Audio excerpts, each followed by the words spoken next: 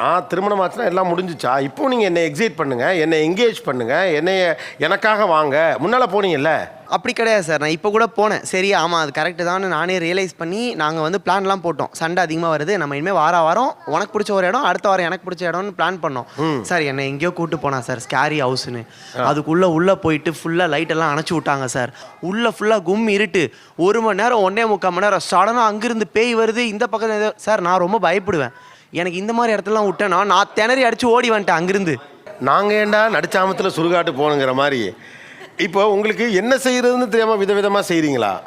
இல்லை அப்படி இல்லை, ஏதோ டிஃப்ரெண்ட்டாக ட்ரை பண்ணலான்னு சொன்னேன், அதனால போகலாம் சொன்னேன். சார் யாராவது 1000 ரூபாய் காசு கொடுத்துட்டு 1.5 மணி நேரம் திடீர்னு நெஞ்சு கையில் பிடிச்சிட்டு வந்து நிற்பாங்களா சார்? நான் பயந்து ஓடி வந்துட்டேன் 10 நிமிஷத்தில். 1000 ரூபா கொடுத்து சொன்னார்.